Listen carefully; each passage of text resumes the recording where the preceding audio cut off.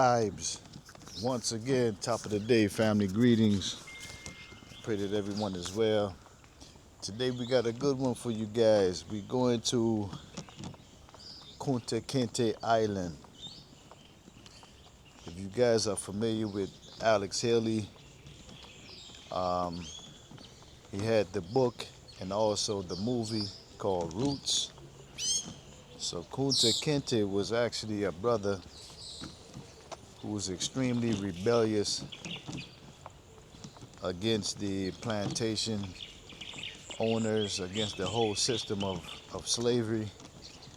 He was a warrior. And Kunta Kinte, every chance he get, he would run away, he would flee.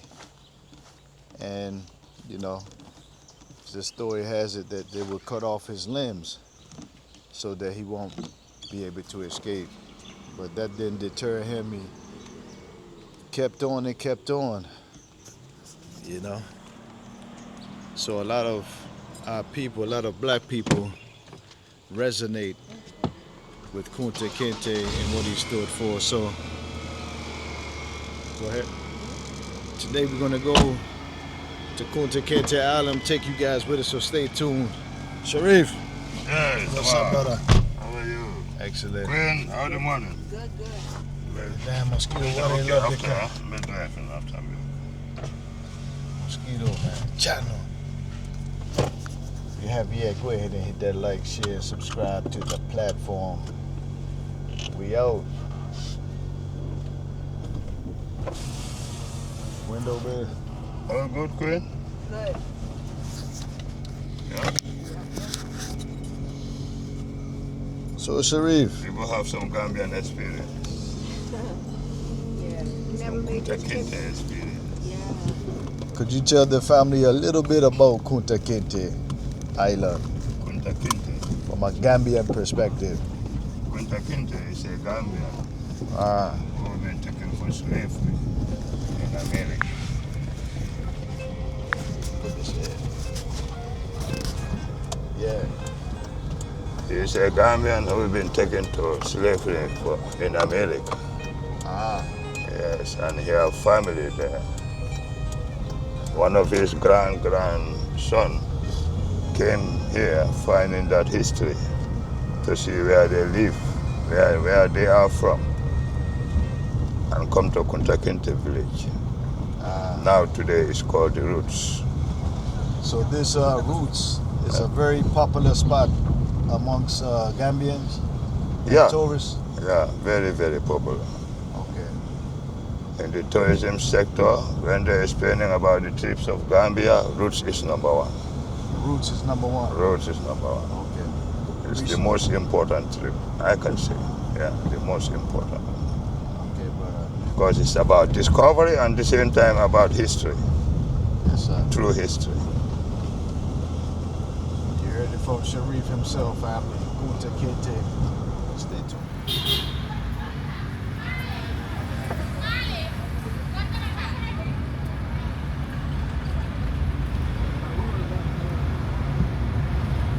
Yeah, we gotta come back. It's a beautiful day. Slow pace moving in the Gambia. Grab this coffee real quick, then we're gonna head out. Gotta meet one gentleman real quick, then we headed out. Gotta meet one gentleman real quick, then we headed out to Kunta Kinte, fam.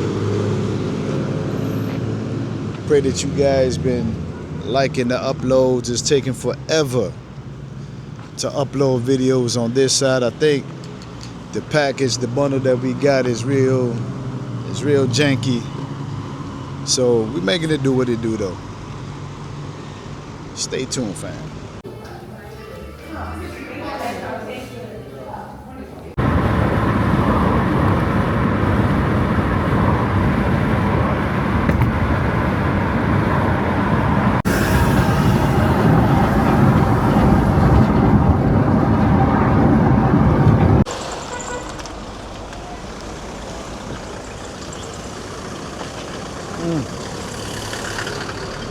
Flip flops.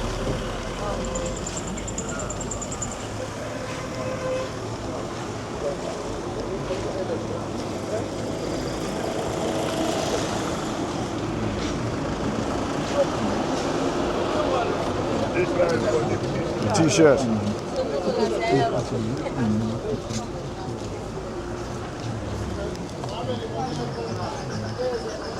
That's where we got the T-shirts, babe.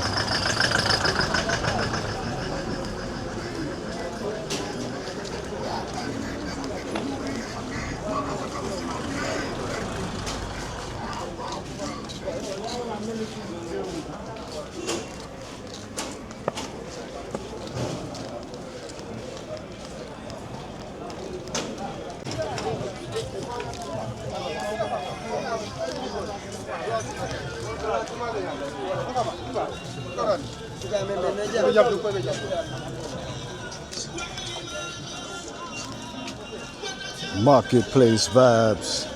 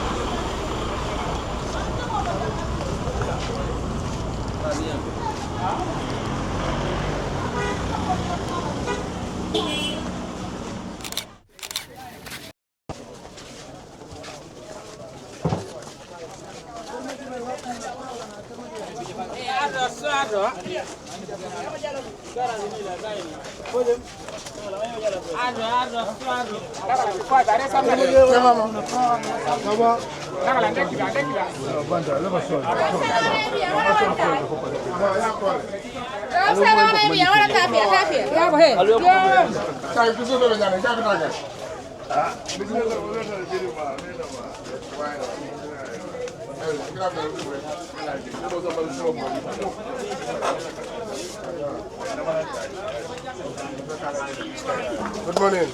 Hey, brother.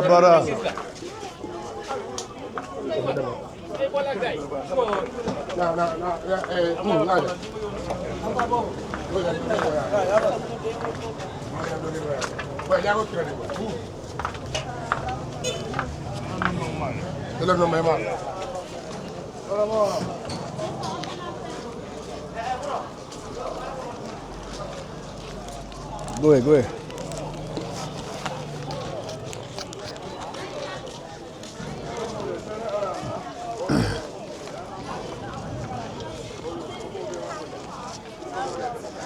So family, we're on the border of Senegal and Gambia, but we're gonna stay on the Gambian side.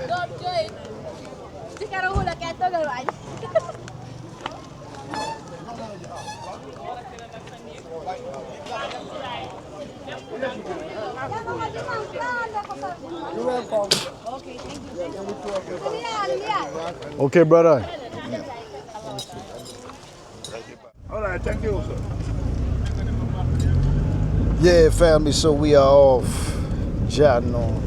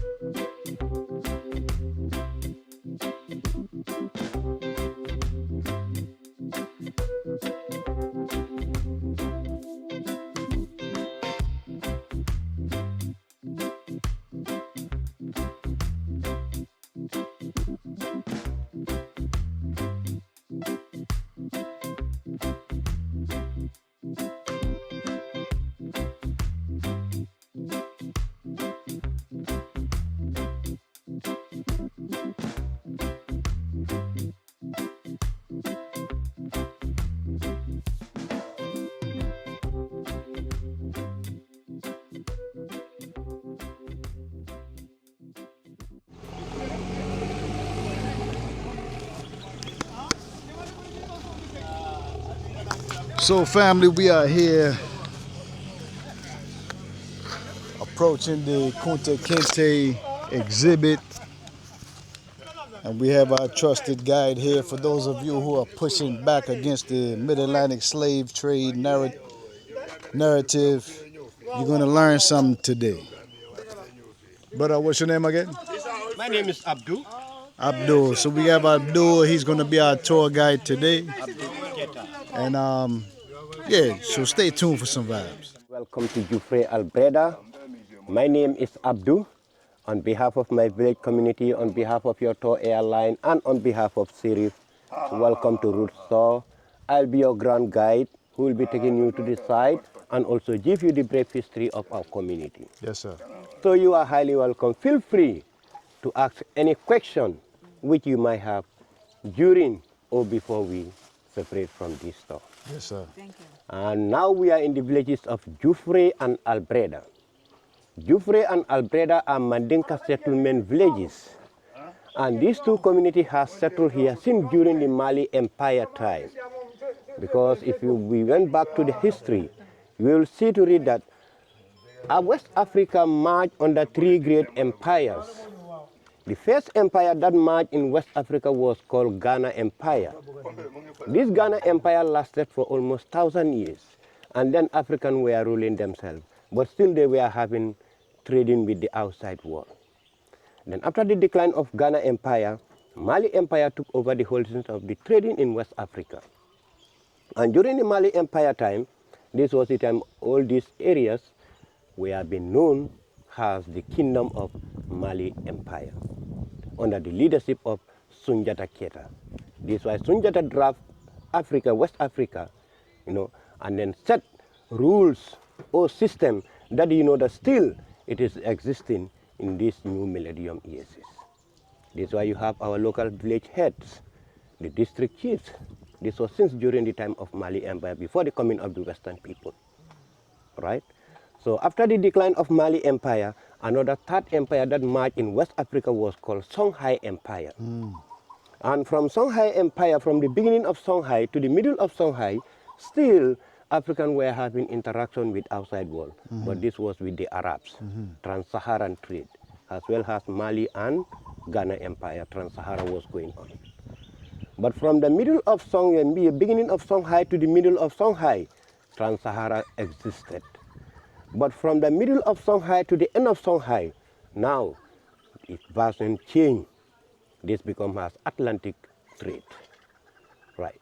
So the Western countries start to arrive in West Africa around 1456 to trade with the West African people.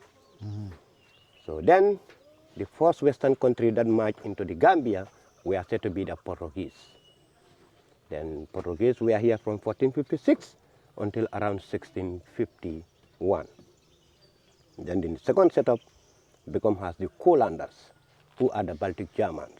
Now they call their Latvia. It's the modern Latvia that is at the northern side of Russia. So they are German. Then from there, 1659, it becomes Netherlands, but only for 1 month.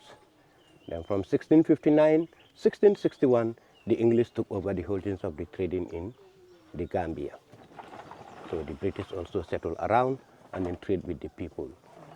From there, the French also arrived in 1681. But in the Gambia, the French were unable to do any slave trading because they don't have any center whereby they can keep the slaves.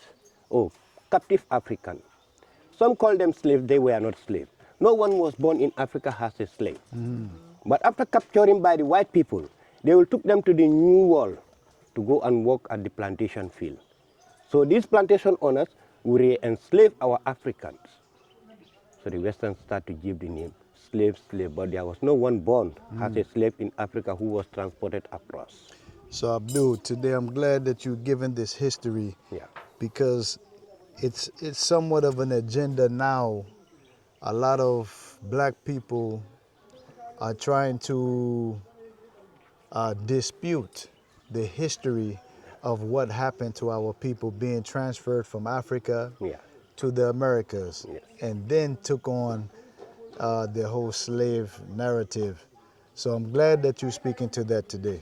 Thank you very much. I'm really happy because this is why we are here, to make things clear to the people. Right. Because what the white people are saying is that slaves from Africa, slaves from Africa. But these people were not slaves actually. Exactly. The royal family members were being captured. Remember, one of the captive African from Senegal passed through Kunta Kinte Island by the name Solomon Ayubu. I don't know whether you know about Solomon Ayubu's story. No. Who was taken from Africa, from Gambia, from Senegal to, New World. But because of his intelligence, he tried to manipulate the master's mind until they took him from the New World plantation field to UK. And from there, he negotiated. He negotiated from them, because Africans are very intelligent. So he tried to change their mind until they returned him back to Senegal. If you go back to the history, you will learn people like Solomon Ayubu, the educated man from Senegal. You see. So then, with the coming of the white people, this is how they come to follow one another. So the British, they are the one who settled on the side of the Gambia, because there was only one island in the Gambia called Kunta Kinte Island, present day today, was the chief transshipment center. So the French were unable to have any area where they can keep these captive, and they cannot keep them with them on the mainland. This is why the French were just involved on barter trade. English continued doing slave trading, but still, these people, they normally do exchanging of hands. The French could supply the British on the island, right, because they are making profit out of it. The Portuguese later on served as a middleman between the English and their African counterpart. This is why within the, buffer zone of Joffre Albreda, these white people, they settled to do the trade. The trading has been going on. If you take a look on the wall, this is how they normally capture them and chain them from Africa. Could we take that look? Yeah. When they chain them like this, they will transport them from their various villages, homes, carry them to the riverside, load them on the small boat to the islands. So this is how they were been doing. And this other statue is showing to you in those days, right, people, many of them die also during the long walk from their various villages. Not only during the crossing of the Atlantic that people die, but also the long walk from their various villages, some people die. So the whole family, or the man and her wife, while they are being cooked, because of the hygiene and hygiene, most of them, they collapse. And the other one show to you, if you take a look on the wall, you see the birds are flying, following them. It means those who die, their dead body are to be thrown into the forest. So this is why the vultures were following the death of our African. This is why no one can tell you how many people were being killed and how many people make it. Only the number made was 15.5 million people.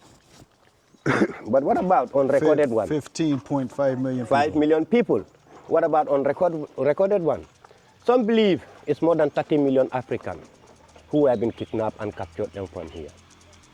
So eventually, after all these scenarios, Africans fight for their liberty, their independence, and their freedom. This first operation started in Haiti, 23rd August 1791, led by Tuciano. So 1801, Haiti declared themselves as Republican independent state. Right? Then he said no to slavery 1803. The British acted it in the parliament in 1807. But still, other British were making a hostile trade. They don't want to stop it. This is why it went until around 1833 to 36. British were able to control slave trafficking from their old trading empire in West Africa. So after the abolition of slavery, yes. Now I was going to mention, that's why even to this day, Haiti has a lot of hate in the world from the Western powers. Yeah. Because they was the first African to push back and actually was successful. Yeah, of course. Because Haiti they have always been standing to fight for their sovereignty, their liberty, their independence. Tuciano said, I was born as a slave, but I will not live as a slave. No one will enslave me. And this is true. This is why Africans, there were many resistances from the Africans in those days. They might say Africans were not resisting from the Western people at that time, but no, people were resisting. In the Gambia, you have Kunta Kinte. In Sierra Leone, you have who? Amstad, right? Amstad slave revolt leader, Sagbati, who revolted on the ship. The movie Amstad. Right, in Ghana, in Nigeria, you have Olanda Aguano. You know, the actual brother, the actor, I forget his name, that played in Amsterdam. Demson something. Oh, yeah, I know. You know, to this day, he's not given the proper opportunities as a superstar in quote-unquote Hollywood. Nobody wants to work with him. Really? It's so hard, and he's one of the top actors. Wow. But movies like Amstad, he was too good. So they, it's like that. So after the abolition of slavery, another new system existed. Then they were trying to come with colonization in Africa. And through this, the system that involved was called legitimate trade. During this legitimate trade, they were in need of raw materials. This is why in 1884, 1885 Berlin Conference, they don't invite any African state in that conference. Then they try to mark Africa in between themselves as colonies. So this house was built by them. Can you speak to that real quick? Which European powers in the Berlin Conference participated? Britain, Germany, France, right? Italy, Portugal, right?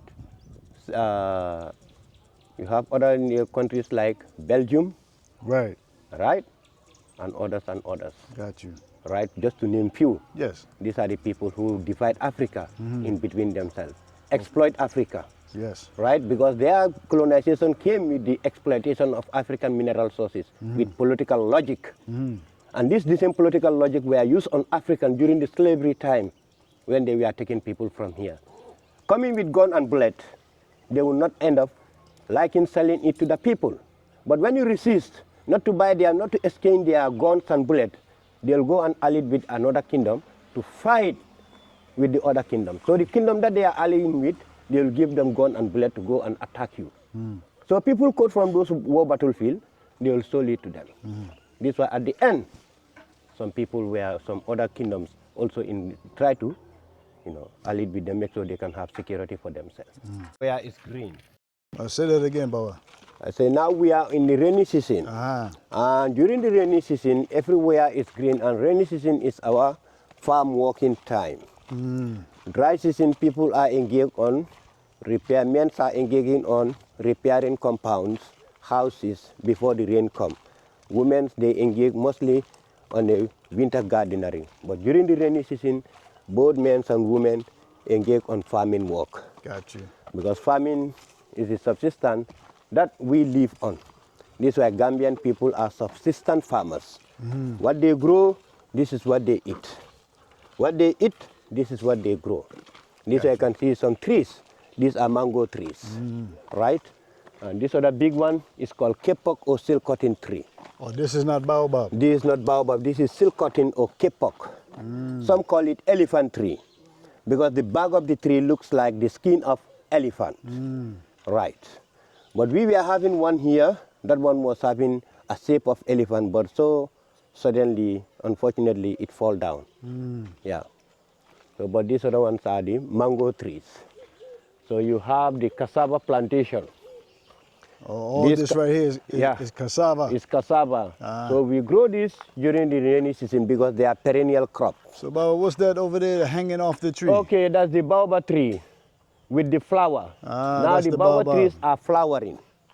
Because you know, baobab trees are not evergreen trees.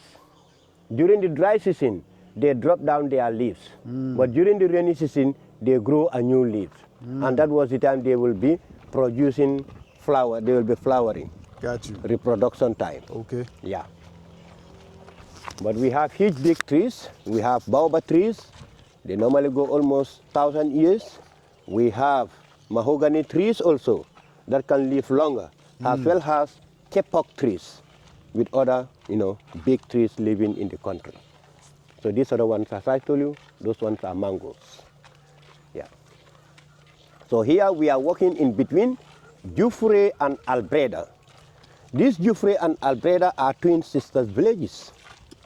Right, and as I told you, they've been existing since during the pre-colonial eras of Africa, during the Mali Empire. Because most Mandinkas came because of farming, trading, and hunting. Right, yeah. So when they come, so they family, just a quick update. This is the area, this is the family, this is the tribe, this is the environment in which Kunta Kinte comes from. That's it. So everything, you got to put it in perspective. Everything that Baba is saying, this is the environment, this is the traditions, this is the people, this is the land of Kunta Kinte. Chadno. Here is the home of Kunta Kinte, roots. This is why it is called roots. Yeah, home of Kunta Kinte, where Alex Ali traced his ancestral saga. Yeah. The great Mandinka warrior man is Kunta Kinte. He was born 1750 and he was transported 1767. But despite then, though he was young, but still he is a brave man because he always insists from them that he is not going. They tried to change his name, he insisted that. Yeah, to Toby. Because of that, Alex Ali, his seventh generation, was able to trace and find out. The European did that also to change African their name. They tried to change Kunta's name as to Toby. But Toby is a name that Kunta never wanted to answer, and he don't like it. Again, he tried to escape many occasions from the plantation field. So this escaping caused his master to amputate his foot on a wooden strum. Later, he sold him to his younger brother.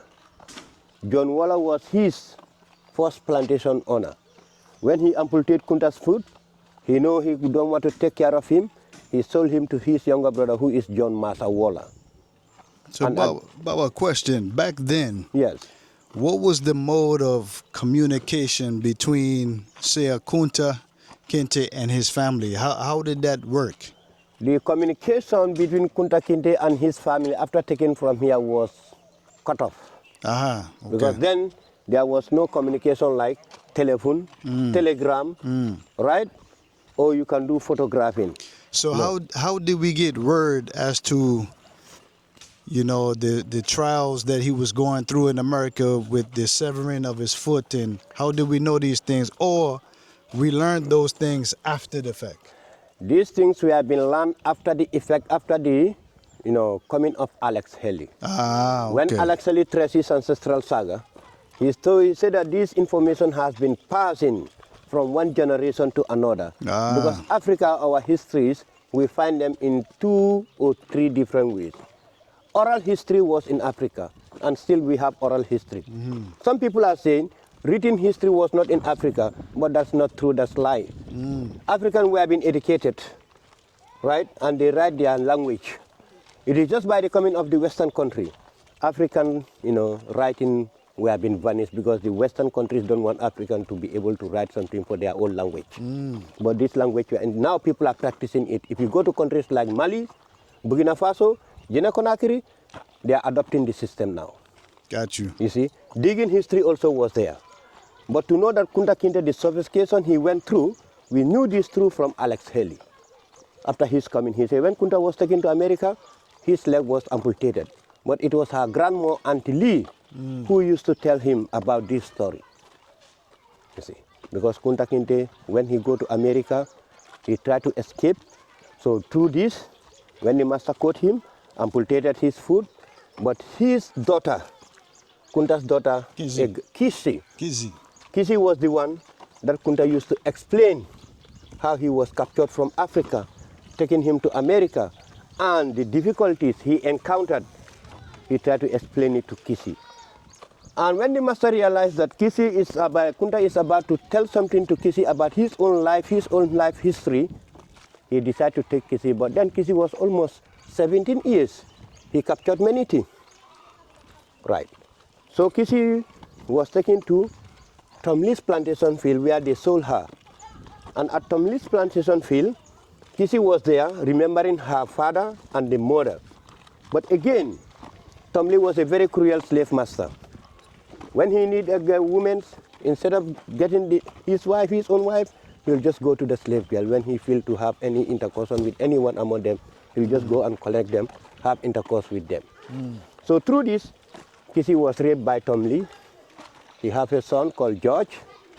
He know that George, is a child of a black girl. Then he took George to cockfighting school. This is why George got the name of Chicken George. Chicken George married to Matilda, have Irene. After the marriage of Irene also begotten children. Irene Batra. Batra also begotten children.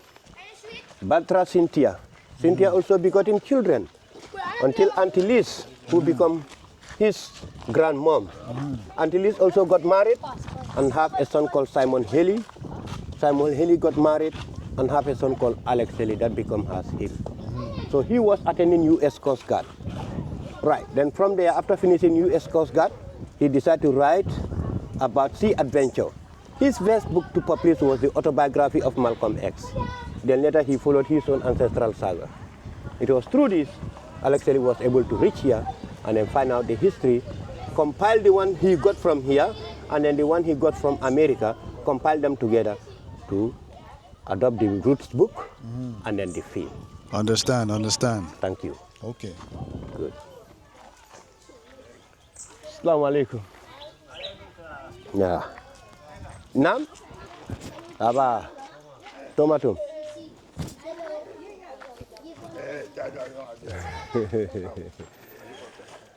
At the moment the school is closed, but still they can keep it. They're closer to one another. So, Baba, what's the name of this village again? Albreda, the home of Kunta Kinte, Jufre. Ah, okay. So they are twin sisters villages. And if you see they come closer to one another, this was not now. It was since before, during the settlement of the two communities. Okay. Mainly because helping hand from one another against the enemies. Because what happened, the white people in those days, when they come to the local villages, sometimes they go to the hamlet villages, raiding people with force, burning their houses, alley door. When they want to run away, they will trap them. It was through this, these two communities come closer. But these white people, they forced them to move at the back. But after the events, they were back to their normal position. Got you. Yeah. Sharif, these are for some more children? Yeah, children here. Oh, okay. Yeah, Baba, this is rich history. Thank you very much.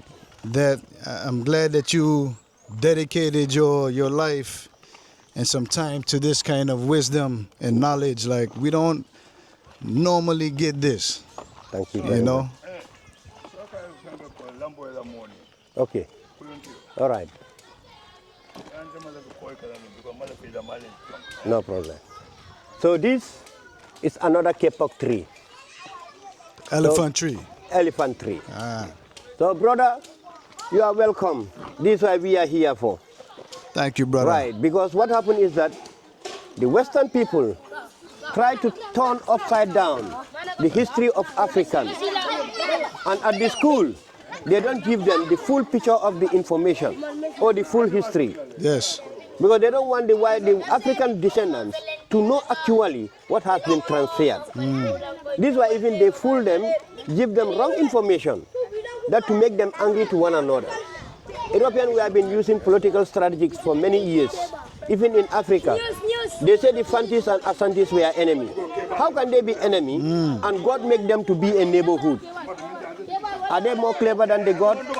Are they more clever than Allah? No. They are just saying that to make people angry to one another. But it is not true that Africans, they were enemies to one another. So you see, to school with them. So, Sri? He's not going to school.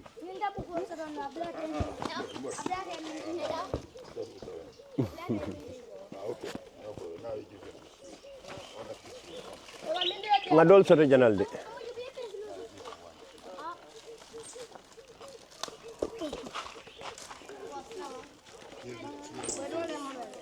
These are the kids of Jufre Albreda.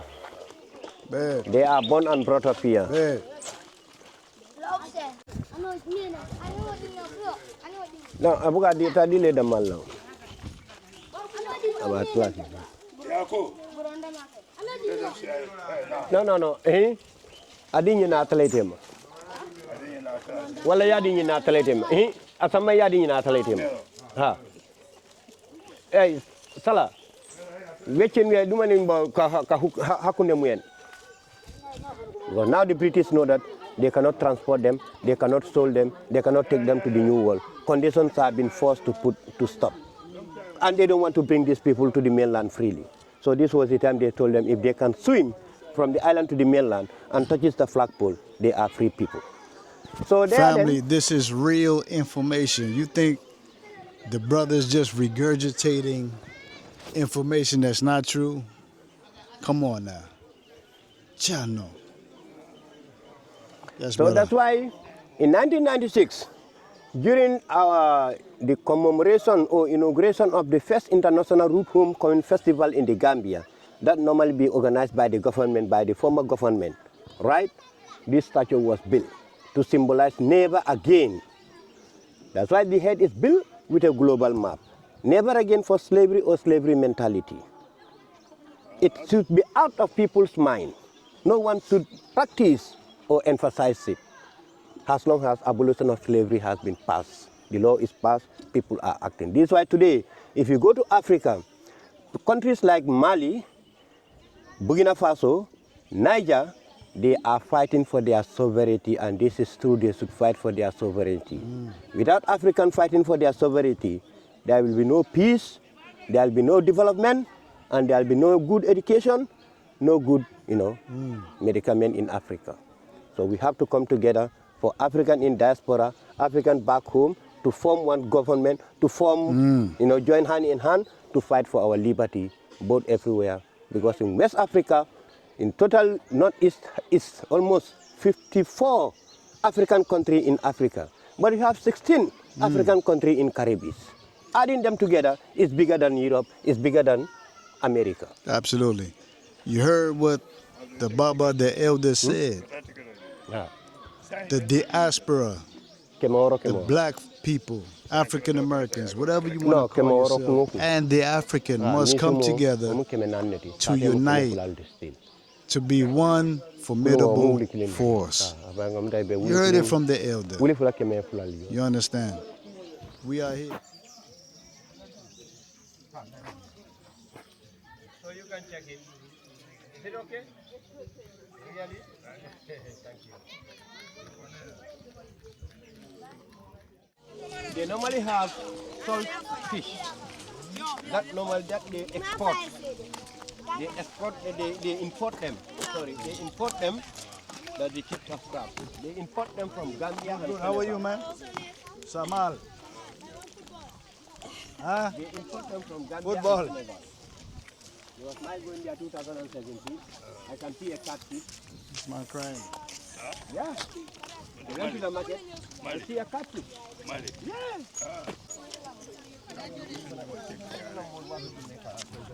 You see, family, we are entering on the boat now. Let me brace myself before I fall in the water. Camera. Yeah, man, camera. Yeah. You give me. Okay. Okay. Yeah, we're good. Yeah. Don't walk in the rock, okay? Okay. Amuda. Yeah. That's a strong lady. We are soldiers, you know that. Okay, no problem. Nam? The soldier man and the soldier woman. Yang fanya birong. Ado, no me sama la kana wan. Yeah, I'm good. Thank you.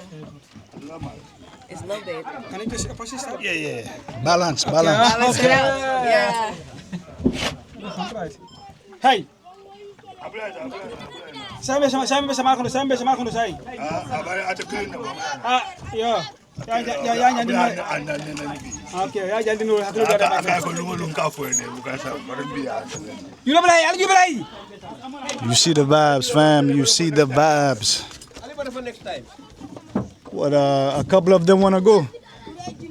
Yeah, but you know we cannot go with all of them. Oh, okay. Yeah, we are. That's why I allow one person to come tomorrow. Yeah, one but them also. Yeah, Every time I normally take one with me. Every time I take one with me. But they are on the island always. Okay. Yeah. So, family, we are headed out finally to Kunta Kinte Island. Stay tuned. Now we are boarding the boat to the island. The name of our captain is Ibrahim Gassama and his assistant Omar Jada. So they'll be taking us 10-15 minutes to the island, 10-15 minutes to the mainland back. With the visiting period, might be 40 or 45 minutes altogether. No problem. Yeah. So we are going to have crossing of 3.5 nautical miles, which is 4.5 kilometers.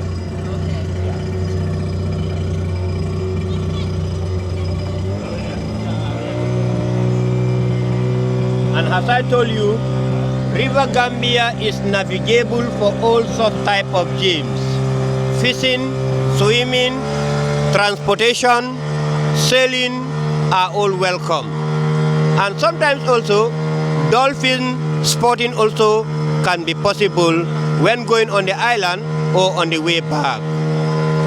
And on our way going, you can see some floating buoy. This is where the fishermen do set up their streams net. And that's where they catch shrimps, tiger prawns, ladyfish, barracudas, crabs, tilapia, and other different type of fish because River Gambia is abundant with fresh seafood. Do people swim here? Yeah, people swim. But before the slavery, during the slavery time, you don't have to swim because then there are sharks and crocodiles. This even caused when the escapers were swimming across from the island to the mainland, most of them, they die. Nobody make it. Others were being, crossed by sharks and crocodiles.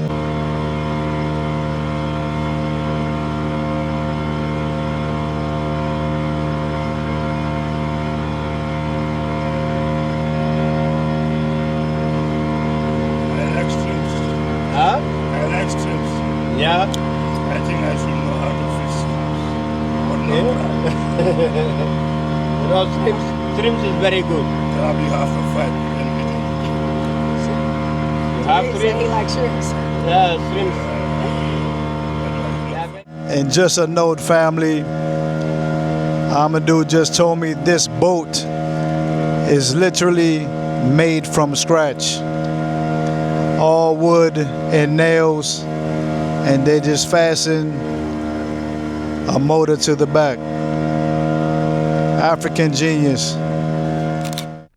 Oh, dark like this. The island is full of baobab trees. Baobabs were being the food provided by the slave masters to give it to the captive Africans. When they know they have food shortages, they will go into the forest and collect baobab fruits. After splitting the baobab fruit, the white flock inside will be put inside the basin, mix it with salt water, give it to the captive to drink.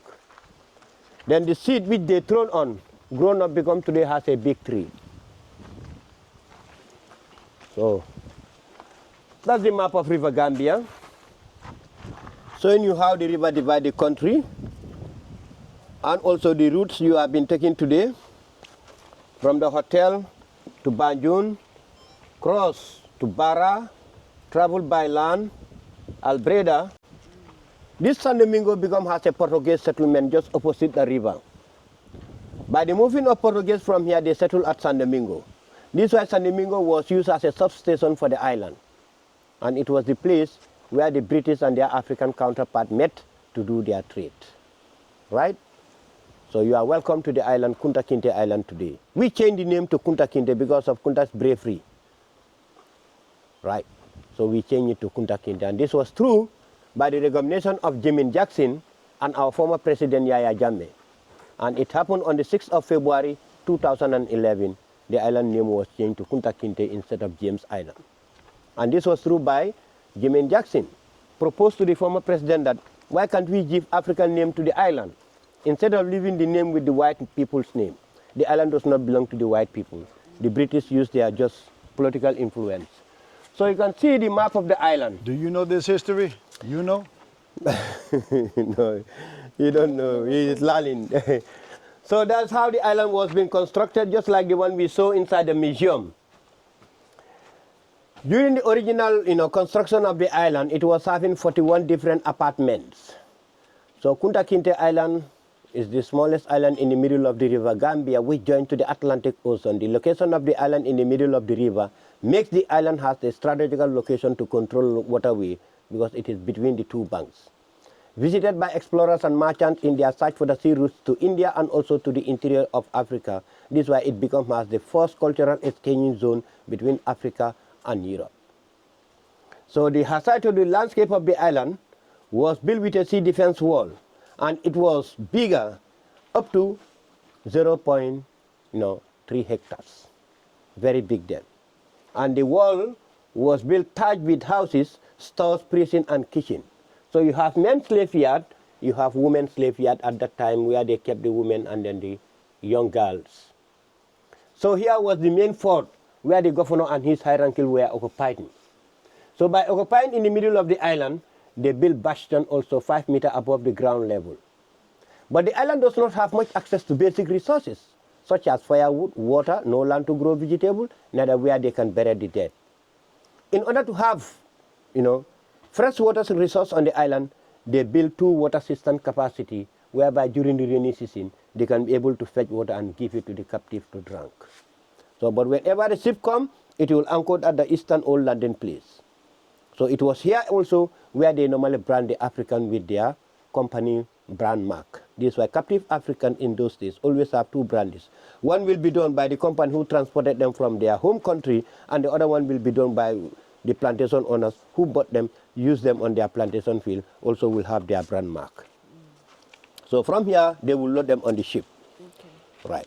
So the journey may took them 1 to 2 or 3 months, or 1 month. But depend on how many people they fill inside the ship. Right. But then, the island does not have this gate. But because of their own scramble, the white people, their own scramble to control the island, bombing and firing between the French and then the British, this gate has opened. Right. Today, people use it as a gate to enter on the island, inside the fort itself. And the island was built with a fortification building. The material that they use to construct the walls and building are made out of stone, oyster powder known as lime, mixed with sea sand, and then construct the walls. So here was the northern bastion. As I told, bastions have been built 5 meters above the ground level. Because in those days, as they see that they are making more profit out of this island, they normally kept almost 60 to 70 soldiers on the island. These soldiers will be here to protect their claims and properties. So this is why they were having, these bastions, east, north, west, south. So these were the two water system capacity, the one I show you on the map. This is where during the rainy season they can draw water from the rainfall. And giving the captive this water draw from here, at the end the captive will have bad sickness like cholera, fever, malaria, diarrhea. Once they load them on the ship, carrying them from here, most of them also died. Because they don't give them enough food, neither enough water, no good medicament. Right.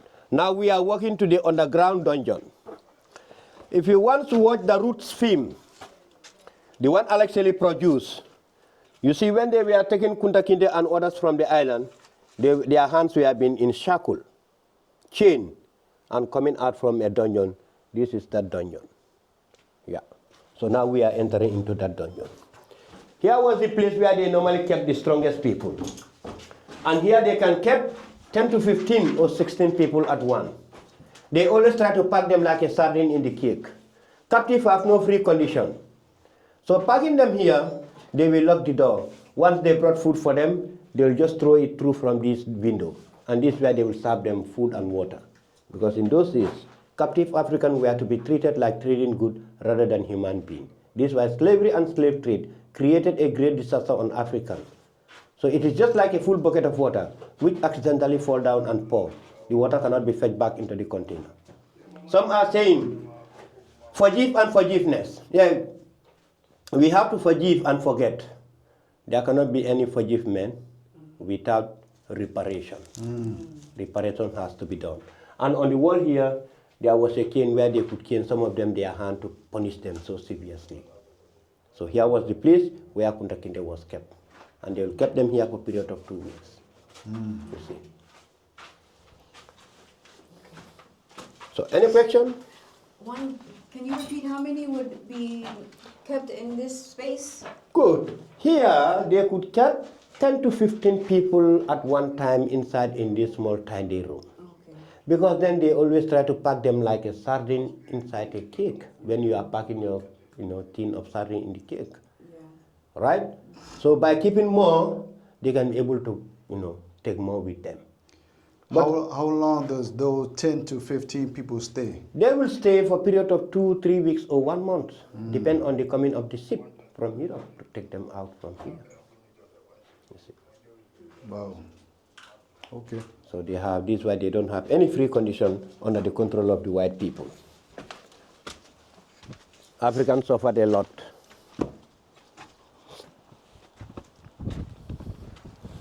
So you can see the window where they throw them food, give them water. So this other road place lead to the East Bastion. So now we are walking towards the women's slave yard. There was the place where they kept more women and girls. Whenever the ship comes, it will anchor there. So what they will do, because of here being a women's slave yard, they build more slave huts here. And under these huts, this is where they kept the women. And where you see the round pile stone, this is where they will put fire and put the brandy iron inside the fire. Once they are loading them, they will brand them from here. Later they will load them on the ship. So if the ship is full from here, the journey will be quicker. But when the ship is not full from here, they'll pass to other islands like Gore, St. Louis, Almenia, Cape Coast Castle, Barnes Island to buy more people. So there was the eastern old landing place. Right. So as I told you, the original landscape of the island was 0.3 hectares. But because of sea current that is eroding the landscape, this is why today you can see it is getting very smaller and smaller. And UNESCO is not putting more attention on this island. Mainly because if you take a look on the walls and building, you go to other islands in Africa, right? They are in good condition. But because of fight, bombing, firing, caused great damage on the wall, they don't want to rebuild it. So here was the councillor's room in those days, the councillors of the governor. So here was the governor's room, the courtroom where we are now, the long room known as kitchen, and the center square storeroom. So here was occupied by the governor and his high-ranking militaries. And if you see the British were putting more attention on this island or more interest on this island, it was because of collection of taxes from the other indigenous traders. As they know that they control this island, by passing here, they have to force you to come and pay tax to them. So this is why they put another more interest, different from transportation of, Africans from here, go and sold them to plantation master. Right. So here was the administrative side for the governor and his high-ranking militaries. So the other bastion that has been broken over there was used as a gunpowder armory on the island. But accidentally it exploded. And according to some of the information, they say it killed almost 11 English soldiers. Then they refused to rebuild it to the normal structure and fix a cannon on top of it like that. So if you take a wall, look at the wall, it's getting very old. And this foundation was the foundation of the tower, the control tower on the island then, where the surveillance normally climb on. It was built 40 feet high and 4 short. So it had a loading above. When it fell down, government that took us to the independence replaced it with the metal tower at the West Bastion. The government replaced it with this metal tower at the West Bastion as a signal for the passing ship during the night. So here was the Western Bastion. This cannon you are seeing was built 1753. It was the biggest cannon on the island. They were using this to force the incomers, passing ships, to come and pay tax to them on the island. And this was then British are making more profit. They end up bringing more and more from their people. If you take around 17 to 18, they were coming with 100 in numbers. Writers, artists, slave castles, to brought them on the island. And in those days also, captive Africans will start their labor force on this island well before reaching to the slave market in the New World.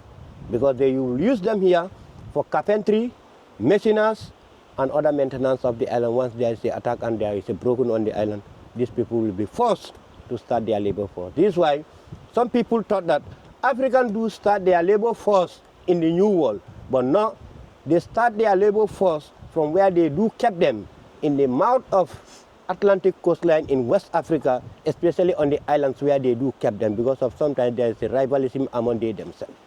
So if you take a look there on the panel, you'll see the full map of the island, whereby you can take a photo with the hothouses. So brothers and sisters, I thank you very much for giving me your attention. Yes, this is the last stop of our visit on the island. In case you have any question or any point of observation or any comment, you are most highly welcome to send them. Yes,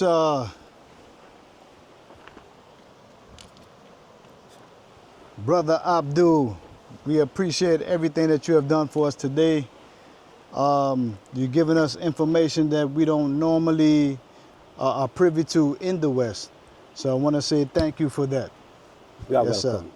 So I thank you very much also Yes. for visiting my village, Jufre Albreda, visiting back to your homeland, to know that here is back of your homeland. Well, this is our homeland. Here is your homeland, back in home, Yes, sir. back Thank in you. home. So there you have it, family. We are here at Kunta Kinte in the heart of the Gambia. Yes, yeah, This is for Natalo. those that push back against the Mid-Atlantic slave trade narrative, those that push back and want to say that they have no ties to Africa. I don't know how that works in their minds, but cool. I'm here in the heart of Gambia. I'm here with the profound historian, Mr. Abdul, doing great work here in the Gambia. This is a teachable moment. If you didn't know, now you know. You understand, we're right here, Kunta Kinte Island, with his people, with his traditions and customs and landscape. Beautiful family. So this is your brother Samal here. I'm going to tune out. Just to tune back in. Stay tuned.